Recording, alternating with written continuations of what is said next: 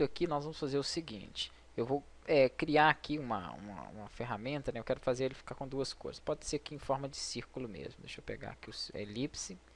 Criar uma elipse aqui em cima do texto. Vou colocar uma cor nela só para que vocês entendam. Aonde ela está passando em cima do nome, eu quero que ela corte ali. Que ela corte não, que ela crie um outro objeto. Então isso é interseção, ensinei no começo das aulas. Selecionei o texto e o objeto e clico em interseção. Posso arrastar isso aqui para cima, não vou precisar mais dele. Se eu clicar aqui na parte de cima do nome, ó, eu vejo que ele tá, né, que ele tem somente aquela área. Então consigo colocar uma outra cor ali nele. Olha que bacana o efeitozinho aí. Se você quiser, por exemplo, deixar um pouquinho fora assim, ó, isso fica legal também. Aí foi muito. Deixa eu aproximar mais. Puxar só um tiquinho assim, só para dar um efeito diferenciado ali. Então dá para vocês criarem aí da forma que preferir e trocar também as cores. Não necessariamente deixar só branco ali, deixar só preto, como eu fiz. Eu vou deixar o meu assim, mas podem fazer da forma que quiser.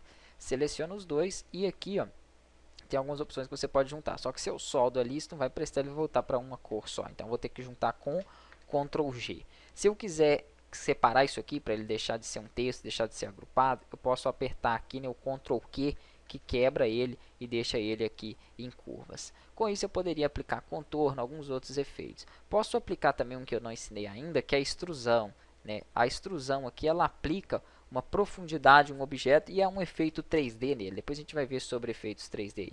Se eu clicar em cima, né, só que não com texto, vou clicar em cima e vou arrastar, ele vai aplicar ali para mim uma extrusão no nome dele ali. Nesse caso, como eu usei dois textos, às vezes não vai ficar tão legal aqui. Eu deveria usar uma profundidade aqui um pouco menor, ó, mexer aqui talvez na direção dele, alguma coisa que não ficasse tão afastado assim. Deixa eu ver aqui, por exemplo, 6.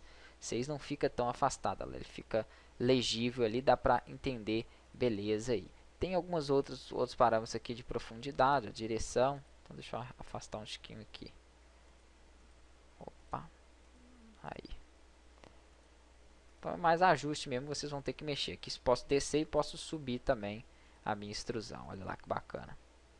Então dá para passar alguns efeitos legais. Depois a gente vai fazer, sem ser em texto, a gente vai fazer em outros objetos esse recurso aí da extrusão.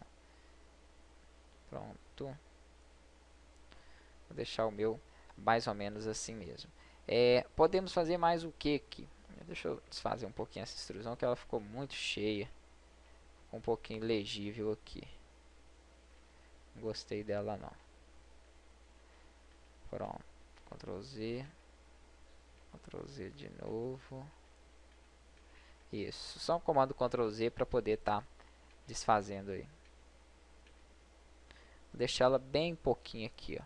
Uma extrusão somente com 2. Pronto. Ela fica meio que quase ali sobre o objeto. A profundidade dele é como se ficasse muito pequena aí. Não vai atrapalhar ele.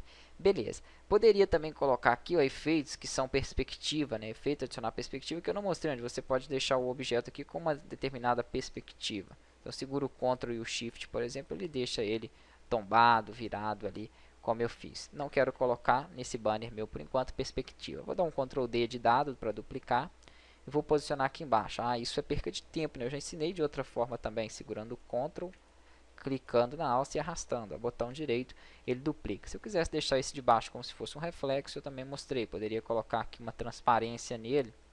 Deixar ele bem transparente aqui devagarzinho. Pronto, vai ser linear. Vai ser uma transparência ali uniforme.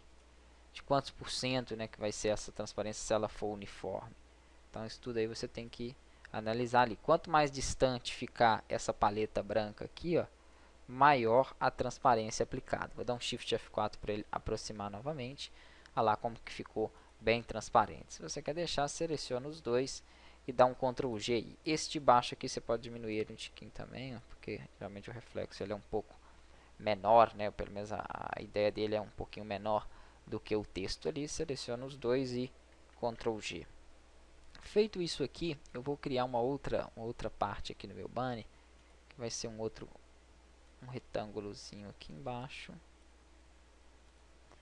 Usem aí a criatividade de vocês para aperfeiçoar, né, o banner aí. Posso dar uma cor, um padrão, um gradiente nele. Vou olhar aqui um gradiente para colocar nele personalizado. Vai ter que ser parecido com as cores aí que nós temos no fundo. Pode ser de azul para preto mesmo.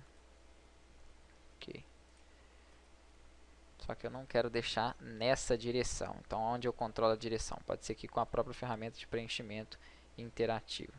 Só que ele está com mais de uma cor aqui, que ele está com branco também. Eu quero deletar essa cor branca. Eu vou ter que voltar aqui, preenchimento de gradiente. Eu não quero esse branco. Então, clico em cima dele. E nesse, na verdade, eu posso deletar essas do meio, né? Eu vou ter que clicar em cima dele e colocar ele preto. Ok, ele passa a ter duas cores apenas. Quero preto embaixo e azul aqui em cima.